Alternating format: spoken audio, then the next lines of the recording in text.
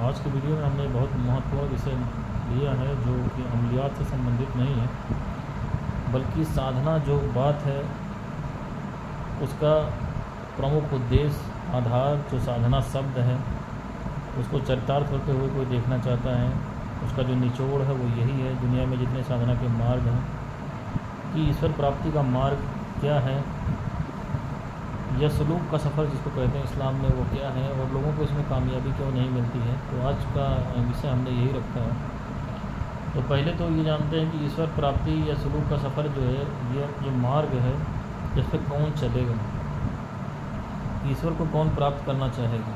मनुष्य के जन्म लेने का सिद्धांत क्या है, जैसे हिंदू फिलॉसफी के अनुसार कि आत्मा जन्म लेती है 84 लाख योनियों में, और अपने जो उस तरीके के विज्ञान है कि वो भटकते फिर आती है मनुष्य की योनि में। और ईश्वरीय जो श्रीमद् भागवत महापुराण कहता है कि ईश्वरीय जो नियम है कि मनुष्य का शरीर इसलिए नहीं मिलता है कि हमें संसार में खाएं पिए मौज करें घूमें, बल्कि इसलिए मिलता है कि ये शरीर में ही कर्म योनि है। पशुओं में कर्म नहीं है, वो पैदा होते हैं, उनकी कोई संभावना नहीं है, वो मर जाते हैं जितने भी जीव जंतु हैं मनुष्य को छोड़कर। लेकिन मनुष्य ऐसा है जो कर्म कर सकता है, और उसके कर्म करने का उद्देश्य क्या है कि वो कर्म ऐसा करे कि उसकी आत्मा ने, जीवात्मा ने ये शरीर को जो जन्म जन्मांतर से होते शरीर को धारण किया हुआ है, ये उसका आवागमन बंद हो जाए। इस शरीर में, मनुष्य के शरीर में वो ऐसी साधना करे जिससे उसका ये सूक्ष्म शरीर जो है वो मर जाए। एक तो ये भौतिक शरीर मरता है जिससे मनुष्य फिर जन्म लेता है, लेकिन जब सूक्ष्म शरीर जो होता है जब वो मर जाता है, जब उसकी मृत्यु होती है, तो कभी किसी का किसी शरीर में जन्म नहीं होता।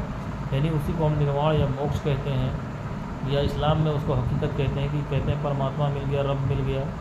ठीक है, तो सारे साधन इसलिए। लेकिन इस मार्ग पे कौन चलेगा, इसको किसको चलना चाहिए, चलने की खुद से इच्छा है कि नहीं है। आपको ज़बरदस्ती नहीं चलाया जा सकता। सबसे बड़ी बात यह है कि जब तक किसी को अपने अंदर से ये संसार जो है बेकार न लगने लगे, ऐसा न लगने लगे कि अब ये संसार मेरे लिए बेकार है, इसमें मेरे लिए पाने जैसा कुछ नहीं है, और इसके आगे अब क्या होना चाहिए, जीवन का उद्देश्य क्या है, क्यों जन्म लिया, क्यों आदमी मरता। आपको चारों ओर अपने लोग मरते हुए दिखाई पड़े, उनका अनुभव हो कि हाँ लोग मर रहे हैं, मैं भी मर जाऊँगा एक दिन, सब लोग मर जाएंगे। तब यहाँ से ये सत्य की खोज शुरू होती है कि जब आपको ये रहा कि कुछ भी नश्वर नहीं, कुछ भी अस्थाई नहीं है, सब कुछ नश्वर है, तब आपकी कहीं प्यास शुरू होगी। जब अपने भीतर से ये प्रश्न उठे, किसी के कहने पे नहीं कि आप मेरे पास आए और मैंने ज़बरदस्ती आपसे कह दिया कि अरे चलो ईश्वर प्राप्ति तुमको करवा देते हैं और ये कल से आना, साधना कर, क्लास लगेगी, ड्यूटी, वो ऐसा व्यक्ति कभी भी ईश्वर प्राप्ति तो छोड़ो, आप धर्म के रास्ते में भी नहीं चल सकता। प्यास आपके अंदर होनी चाहिए, पुकार, आवाज़, भावना आपके अंदर से ही आनी चाहिए। जैसे किसी स्त्री को देखता है कोई, तो उसके प्रति आकर्षण हो जाता है, वो स्त्रियों के बारे में सोचने लगता है, स्त्रियों के पीछे सर्च करने लगेगा, इंटरनेट पे भागेगा, तो ये उसके अंदर से उठने वाली भावना है। ऐसे कोई ईश्वर प्राप्ति के लिए उसके मन में विचार उठे पहले कि ये संसार बेकार है, ईश्वर प्राप्ति का नंबर तो बाद में आएगा। ईश्वर को तो तब खोजेगा जब दुनिया बेकार हो जाएगी। दुनिया और आखिरत में, जब आखिरत की बात तो तब आएगी जब दुनिया, उसका मृत्यु का जो भाव सघन होगा। तो इसलिए अनेक जन्मों में कर्म करते करते, पूजा पाठ, साधना, आराधना जिसने जो करी है वो करते करते मनुष्य की जब ये अवस्था आती है इस जन्म में, मानव जन्म में, किसी जन्म में उसके शरीर में, कि उसके जीवन में चारों ओर या तो बहुत दुख उसने देखे हों, सब कुछ बर्बाद हो गया हो, लुटते पुटते कहीं कुछ बचा ना हो, बहुत गहरा आघात लगा हो उसके किस तरीके का कि अब उस आघात से उबर के फिर संसार में रवना ना चाहे, तो ये अवस्था होती है। जैसे गोस्वामी तुलसीदास के संबंध में कहते हैं कि वो पत्नी के पीछे इतने आसक्त थे कि रस्सी समझ के सांप को पकड़ के चढ़ गए, और वहाँ से उनको जब धुतकार पड़ी तो फिर वो उससे जुटे नहीं, वो टूट गए, ख़त्म हो गए पूरी तरीके से। वैसे बहुत सारे साधु महात्माओं की कथा है जिनको जितना भीषण हृदयाघात लगा कि संसार से उनकी विरक्ति हो जाती है। तो पहली शर्त क्या है कि आपके अंदर से आवाज़, गुरु का नंबर बाद में आएगा। जिस व्यक्ति को ये हो गया अंदर से कि हाँ मुझे जो है ये संसार बेकार है, कहीं कुछ और भी है, कुछ ऐसा है जो मरता नहीं है, जिसको पा लिया जाए, तो उसके बाद पानी जैसा कुछ नहीं रहे, जैसे जिससे तृप्ति हो, क्योंकि संसार से आपकी तृप्ति नहीं होगी। आप जितने लोगों को अपने चारों ओर देखते हैं उसमें क्या होता है, किसी के पास आज गाड़ी है, आज के 50 साल पहले देखो किसी के पास फिएट होती थी, एम्बेसडर होती थी, तो वो अपने कितना बड़ा आदमी समझा जाता था। आज वो कबाड़े में भी नहीं बिक रही है, तो इसकी कोई सीमा नहीं है। आज आपके पास BMW, मर्सिडीज़ है, आने वाले 10 से 20 साल में कुछ ऐसी गाड़ियाँ आ जाएंगी कि हो सकता है इनकी वैल्यू ख़त्म हो जाए। कोई फार्चूनर से चल रहा है तो कल को वो बेकार हो जाए। उसकी वैल्यू नहीं रह जाए। तो ये इच्छा आज आपने इसकी पूरी कर ली, फिर ये गाड़ी आ जाएगी, ये आपके लिए बेकार हो जाएगी। इसी तरीके से किसी मकान में जो ये आज महल और आप देखते हो खंडहरों में बदल गए हैं, जयपुर में हो चाहे बड़े बड़े शहरों में हो, इनको राजाओं ने 20-20, 25-25 साल में बनवाया था, लोगों को हाथ काट दिए गए थे, आज वो खंडहर में तब्दील, क्योंकि उसके उस समय के हिसाब से ये मकान उनको तृप्ति देने वाले। आज आप मकान बनाते हो शीशे का महल और ये है वो है, दुनिया भर के डिज़ाइन, आज की 10 साल बाद ये बेकार हो जाएगा, वो डिज़ाइन बेकार हो जाएगा। आपके घर की कुर्सियाँ उठा करके देख लो, सोफे देख लो, जो आज के 20 साल 50 साल पहले जिनको बिल्कुल लग्जरी माना जाता था, अब आज वो ओल्ड फैशन्ड कहे जाते हैं।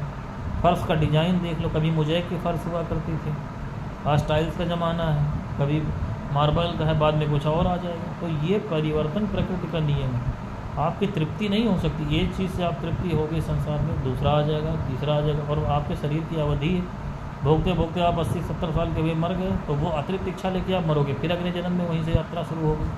तो पहले तो मनुष्य का ज्ञान जो उसका शास्त्रों का अध्ययन है, चाहे हिंदू हो मुस्लिम हो, उसको पहले शास्त्रों के अध्ययन से या सत्पुरुषों के सत्संग से ये बात बिल्कुल अपने चेतना चेतन में बैठा लेनी चाहिए कि संसार में तृप्ति नहीं हो सकती। स्त्रियों को भोगने चलोगे, अपनी पत्नी है, अब उसको भोग रहे हो, तुमको अपने चारों ओर अनेकानेक स्त्रियाँ दिखाई पड़ रही हैं। अब तो ज़माना और आगे चल गया, विदेशी स्त्रियाँ भी दिखाई पड़ रही हैं, आ रही। अब सभी स्त्रियों के शरीर एक दूसरे से अलग हैं, जाहिर सी बात है, क्योंकि ये एनाटॉमिकल स्ट्रक्चर है भगवान का बनाया, ईश्वर का। अब तुम एक स्त्री को भोगोगे तो दूसरे के लिए इसका शरीर अंदर से कैसा होगा, तीसरे का कैसा होगा, अंग्रेज़ों का शरीर कैसा होगा। अब ये दौड़ कभी दुनिया की सभी स्त्रियों को तो भोग नहीं लोगे, ये दौड़ कहाँ से पूरी होने वाली है। तो ये हाल स्त्रियों का है। खाना आज आप कुछ खा रहे हैं, कल कुछ और, परसों कुछ और, नई चीज़ें रोज़ बाज़ार में, प्रकृति में रोज़ चीज़। आज की जो 50 साल पहले थी, 10 साल पहले थी, आज मोबाइल है, कल कुछ और आ जाएगा, सैटेलाइट फ़ोन सबके हाथ में आ जाएगा। तो तृप्ति नहीं होने वाली है। तो पहले ये भाव आपका सघन होना चाहिए, ये आपके गुरु के सानिध्य में इसको एकदम अपने भीतर बैठा ले, कोई भी जो साधना करना चाहता है, कि इस संसार में तृप्ति नहीं हो सकती, पूर्णता आपको नहीं मिल सकती है। पूर्णता एक ही है कि जो ईश्वर की प्राप्ति है, जिसको ईश्वर मिल गया, जिसको निर्वाण मिल गया, कि फिर उसके बाद पाने जैसा कुछ नहीं है। संसार के प्रकृति के सारे रहस्य सुलझने का एक मार्ग है कि जिसको ईश्वर मिल गया, निर्वाण मिल गया, रब मिल गया, जो भी कहो, फिर उसके बाद ना तो जानने के लिए कुछ रह जाता है, ना कुछ पाने के लिए रह जाता है, ना कोई विस्मय। तो ये बात अपने भीतर जो बैठा ले, उसकी साधना की शुरुआत होती है पहली सीढ़ी। फिर अब उसको गुरु की आवश्यकता है जो इसको बता सके। इसलिए आप देखते हो कि आप करोड़ों सन्यासी आप देखोगे कितने संप्रदाय में हर साल जाते हैं, दीक्षा लेते हैं, गेरुआ पहनते हैं, नाम जप करते हैं, ये सब कथा भागवत करते हैं, लेकिन उनसे 10 मिनट आप बात करके देखो, तो आप देखो, आप उनसे बात करो, 1000 रुपये के लिए आपसे मारपीट करने को तैयार हो जाएंगे। खाना नहीं है, दोनों टाइम खाने के लिए, मैंने मठ और आश्रम पे एक वीडियो बनाई थी, खाने के लिए परेशान। स्त्रियों के लिए आश्रमों में रहे, उनके रेप हो रहे हैं, अभी स्त्रियों को देखने, पिक्चर देखना चाहते हैं। ये मोबाइल जब से आ गया, मोबाइल में गंदी फिल्में देखते हैं। दुनिया में क्या हो रहा है, आश्रमों में रहते हैं, उनके मन में ये रहता है यहाँ से कितनी घबराहट रहती है उनको, बाहर निकलने को मिल जाए, सड़क पे मिल जाए, क्या देखने को मिल जाए, बम्बई शहर कैसा होगा, अमेरिका नहीं गए, नेपाल में क्या होगा, ये हालत है। मेले में देखो, कुंभ के मेले में, वहाँ शमशान घाट में वीडियो देखो, जब विदेशी औरतें आ रही साधु महात्मा के उनके पीछे लगे नौकर चाकरों के तरीके से क्या विडम्बना है। तो यही कारण है, क्योंकि उनकी प्यास नहीं है, उनको या तो संसार में बहुत दुख मिला या उनको रोजी रोजगार नहीं मिला। उन्होंने सोचा अब कुछ नहीं कर सकते, चलो साधु ही बन लेते हैं, 2 टाइम का रहने खाने का जुगाड़ हो गया, और ये कपड़ा वपड़ा पहने रहेंगे, सम्मान, अब इससे बढ़िया क्या, रहने खाने का जुगाड़ हो गया, कपड़ा पहने सम्मान मिल रहा है, बेरोजगारी से बढ़िया ही है, मरो खपो। तो ऐसे ठूँस भरे हुए हैं साधु महात्मा। पहले कोई आज के 200 साल पहले, 100 साल पहले साधु महात्मा बनता था, तो वो जिसको हम कहते हैं कि जो है मोक्ष मिल गया, निर्वाण मिल गया, ये मिल गया, वो मिल गया,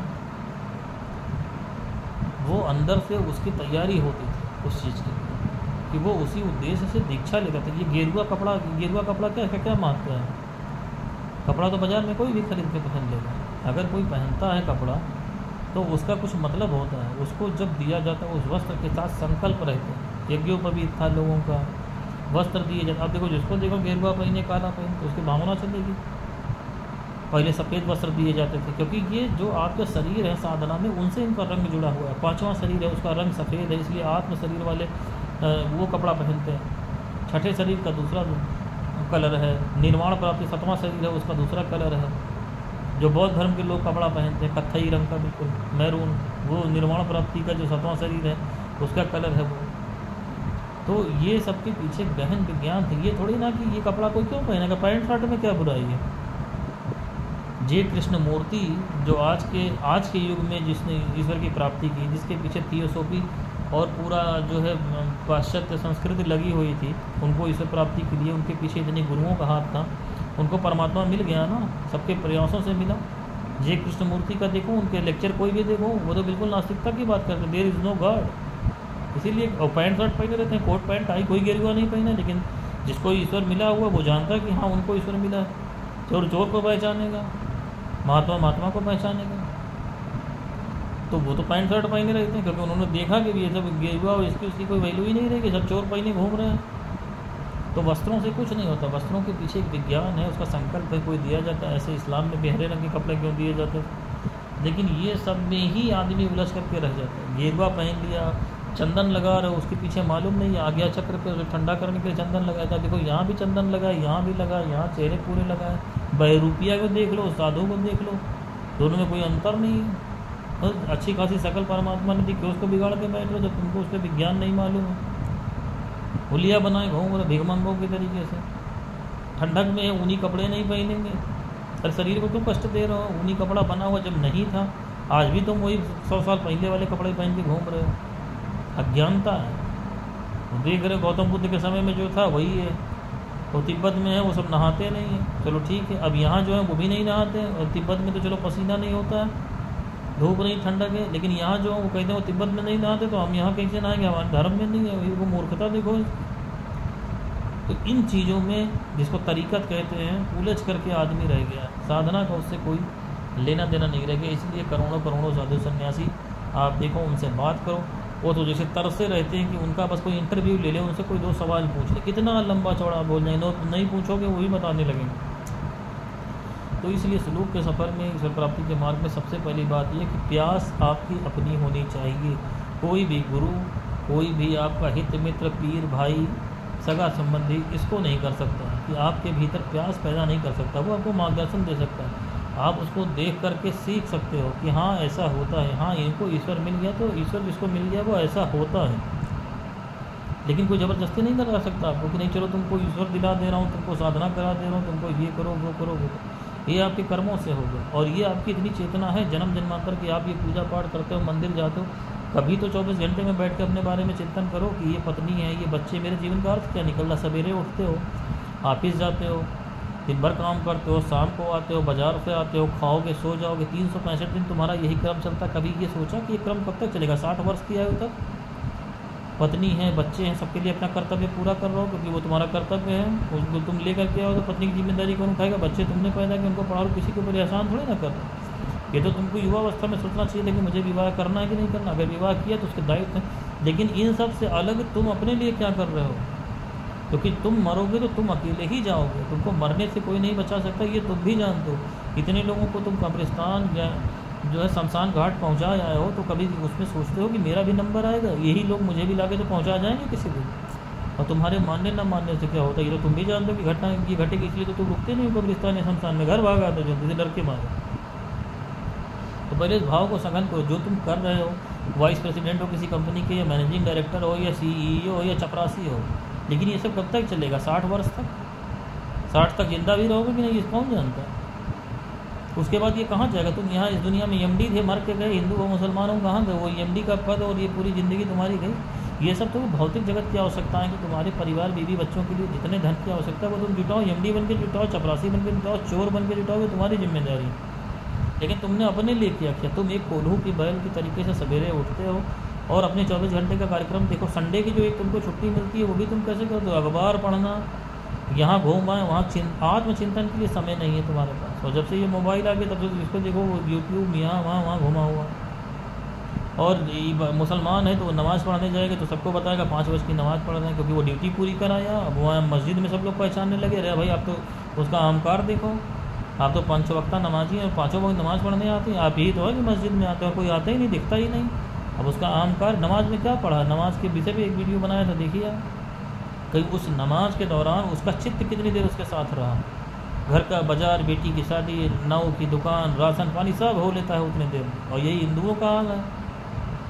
मंदिर जा रहे हैं तो वहाँ के जो पंडित पहचानने लगे, अरे भैया आप तो रोज़ आते, बहुत बड़े महात्मा हो, आप तो शंकर जी के ऊपर जल चढ़ा रहे हो रोज़, तुम रोज़ मंदिर में जाते हो, शंकर जी के मंदिर में जाओ, दुर्गा जी की, देवी की जी के जाओ, उनसे कितनी देर बात करते हो, तुमको खुद ही विश्वास नहीं कि उस मूर्ति या उस शिवलिंग में तुम्हारा भगवान बैठा है, उससे दो बातें तुम करके आओ, तुम जाते हो, चढ़ाते हो, अपना आभर देते हो, चले जाते हो, क्योंकि तुमको विश्वास ही नहीं कि उसमें है, वो तो ये तुमको प्रतीक है, और तुमको ये विश्वास नहीं कि यहाँ मूर्ति के सामने, इसके सामने कुछ कहोगे तो हाँ उनके तक बात पहुँचेगी। तो यही सोचते हो कि कैलाश में है, बताया गया शास्त्रों में, तो कैलाश पे ही बात पहुँचेगी, यहाँ थोड़ी ना पहुँचेगी। आना जाना अपना रूटीन जारी रखा ही, तुम बात नहीं कर सकते हो, जैसे इंसान से बात तो करता है, तुम्हारी इतनी सामर्थ्य नहीं है कि अपने देवी देवताओं के आँख में आँख डाल करके देखो, तुमको सजीवता ही नहीं दिखती तुमको मूर्ति में, जबकि तुम्हारे सारे शास्त्र कहते हैं कि ये एक कॉन्टैक्ट पॉइंट है, जैसे टीवी है कि उसमें पिक्चर आता है, चित्र आता है, लेकिन उसका चैनल कहीं और होता है, लेकिन देखते तो टीवी में ही हो, तो वो मूर्ति क्या है, शिवलिंग क्या रखा हुआ है, वही उनका कॉन्टैक्ट पॉइंट है, तुम डायरेक्ट उनसे संबंधित नहीं हो सकते हो, वही उनका माध्यम है। जैसे टीवी में देखते हो वैसे उसमें देखो, उनसे बात करो तो तुम्हारी बात पहुँचे, लेकिन इतने बेईमान हो तुम जो करते भी हो तो सोचते हो पता ईश्वर कहाँ देखे, जितने देर मैं मंदिर जा रहा हूँ उतने देर तो ईश्वर मुझे देख रहा है, उसके बाकी टाइम में कहाँ देख रहा। चोरी करोगे, किसी को धोखा दोगे, घूस लोगे किसी से, लड़कियों को साथ अत्याचार करोगे, तो ये थोड़ा हमारे जहन में थोड़ी रहता है, हिंदू हो चाहे मुसलमान हो, कि कहीं ईश्वर या अल्लाह जैसी कोई चीज़ या वो देवी देवता जिनको मैं घंटी बजा के सवेरे पूजा पे आए, वो देख रहे होंगे कि मैं घूस ले रहा हूँ, किसी लड़की के रेप के चक्कर में हूँ या कोई पाप कर रहा हूँ, ये तुम्हारी अनुभूति नहीं, इतने बड़े मूर्ख हो तुम, तो वो पूजा कर रहे हो कि पाखंड कर रहे हो, तो तुम्हारी क्या गति होगी। एक दिन तुम ये ऑफिस जाते रहते, ये घूस किसके लिए लिया था, उन्हीं बीवी बच्चों के लिए, जब तुमको मरोगे तो जाकर दफना आएंगे और तुम्हारा जला आएंगे, और तुम्हारा ये घूस का पैसा उस पर वो लोग मजा करेंगे। 1 करोड़ रुपए बैंक में छोड़ के जाओगे, उसका ब्याज कौन खाएगा, तुम्हारी पत्नी बच्चे, वो भी फिर मर जाएंगे, फिर उनके बच्चे खाएंगे, और तुम मरने के बाद कहाँ के कभी इनसे संबंधित हो पाओगे, ये इस पर तुम्हारी बुद्धि नहीं जाती। तमाम उल्टे सीधे प्रयोजन करके तुम धन जुटाते रहते हो, जितनी इनको आवश्यकता उतनी नहीं जुटाते हो, जितनी आवश्यकता उतनी जुटाओ तो ये भी नहीं बिगड़ेंगे। ये भी देखते हैं कि मेरा बाप तो इनसे उल्टे सीधे पैसे लेकर के आ रहा है, घूस ले रहा, और कहीं सरकारी नौकरी में दूसरे तो जन्म सिद्ध अधिकार समझ लिया कि मैं घूस तो लेने ही लेना, IAS अफसर है कि ये है कि वो है कि PWD के इंजीनियर है, उसको क्या वो ले आया, अपने परिवार में बच्चे भी देखेंगे, तनख्वाह तो कभी निकालते ही नहीं, तो बच्चे क्या सीखेंगे। तो ये सब पाप की गठरी तुम लिए रहे, क्योंकि तुम्हारे अंदर अहंकार रहता है, और जब रिटायर हो तो 60 साल के बाद तो उसी डिपार्टमेंट का चपरासी तुमको नमस्ते नहीं करता। तो तुम लोगों को पता, मैंने तो ऐसे लोगों को देखा है कि जो बस में बैठने जा रहे थे तो वो बताते कि मैं तो IAS था, बस के कंडक्टर ने मेरे सामने कहा IAS जब थे यहाँ किराया दोगे तो बैठने देंगे, नहीं तो नहीं बैठने देंगे। तो उस दिन तुम्हारी बुद्धि जब तुमको धिक्कारता है, कोई तो समझ में आता है कि मेरे ये 60 वर्ष का जो जीवन मैंने जिया, IAS रहा कि कलेक्टर रहा कि मंत्री रहा, सब बेकार रहा, कुछ नहीं हासिल हो। अब ये शरीर भी साथ में नहीं रहा, अब जब जागोगे तो शरीर में साधना करने की सामर्थ्य होनी चाहिए, शरीर में ताकत नहीं, क्या साधना करोगे, थक जाएगा शरीर। तो जब चेतते हो तो मर जाते हो, तो उतने में उस जन्म की यात्रा खत्म। जब अगला जन्म होता है तो थोड़ी तुम्हारी चेतना होती, ऐसे जन्म जन्म जन्म जन्म करते करते तब तुम्हारी चेतना जब किसी एक जन्म में इतनी सघन होती है कि भोग करके आते हो उतनी लंबी चेन, तब तुम्हारा ईश्वर पाते की तरफ अंदर से कहीं ये रुझान होता। ये यही कारण है कि लोगों की जो है गति नहीं होती, आश्रमों में भीड़ लगी रहती साधु महात्माओं की, लेकिन तुमको उनके अंदर साधुता नहीं दिखाई पड़ेगी कि वो कहीं ईश्वर को खोज रहे हैं, वो वही खोज रहे हैं, तुम्हारी वासनाएं जो है वही उनकी वासनाएं, वो भी धन खोज रहे हैं, वो भी वेश्या खोज रहे हैं, वो भी स्त्री खोज रहे हैं, स्त्री का शरीर खोज रहे हैं, गाड़ी खोज रहे हैं। जाके देखो आश्रमों के साधु महात्माओं, लग्जरी से लग्जरी गाड़ी आ रही, बढ़िया से बढ़िया खाना आ रहा है, वही तो बता रहा। टीवी पे आ गए तो अपने आप को कितना भाग्यशाली समझते हैं कि वो पत्रकारों ने मेरा इंटरव्यू ले लिया। तो इन सबको पहचानो, जिसको भी सुलूक का सफ़र करना है या ईश्वर प्राप्ति के मार्ग पे चलना है, तो पाखंड अपने आप से न करो, कुछ भी मत पहनो, कोई कपड़ा गेरुआ कुछ नहीं, बिल्कुल सामान्य रहो। पहले अंदर से तुम्हारे प्यास उठती है, जब तुमको विरक्ति होने लगे कि हाँ है वाकई में मर जाऊंगा एक दिन और अब कुछ खोजना चाहिए जो कभी नहीं मरता, तब तुम अपने गुरु की तलाश शुरू करो। और तब तुमको जब ईश्वर से प्रार्थना करोगे, अल्लाह से दुआ करोगे अपने नमाज में, तो वो तुम्हारे लिए ना सिर्फ गुरु की व्यवस्था करेगा, ना तुम्हारे लिए आगे चलने का कौन सा मार्ग तुम्हारे लिए उचित है, राजयोग पे चलोगे, हठ योग पे चलोगे, भक्ति योग पे चलोगे, तुम्हारा कैसा व्यक्तित्व, तो वो व्यवस्था तुम्हारे लिए कर देगा। तुम्हारी प्यास अच्छी होगी तो गुरु तुमको मिल जाएगा। आज का मेरा ये वीडियो बनाने का उद्देश्य भी यही है कि जो लोग सुलूक के सफ़र पर चलना चाहते हैं या ईश्वर मार्ग प्राप्ति के मार्ग पर चलना चाहते हैं और वो कहते हैं मुझे गुरु नहीं मिल रहा, तो यह है उनके, आप संपर्क करो हमसे, आप हमारे परीक्षा में पास होंगे, हम आपको पूरा मार्गदर्शन देंगे। एक आदमी भी मुझे मिल जाए ऐसा कि जो इस रास्ते पे चलना चाहता हूँ, मैं उसकी जिम्मेदारी लेने को तैयार हूँ। और पाखंड और ताम झाम और जादू टोना सीखने के लिए तो फिर दुनिया भर के तो बैठे ही है। तो मैं समझता हूँ इस विषय में इससे ज़्यादा प्रकाश डालने की आवश्यकता नहीं है। जिसको ज़रा सा भी समझ होगी वो इसको समझ गया होगा। बाकी आप व्यक्तिगत कुछ समझना चाहें तो आप हमारे व्हाट्सएप नंबर पर या कमेंट बॉक्स में भेज सकते हैं। आज के लिए इतना ही।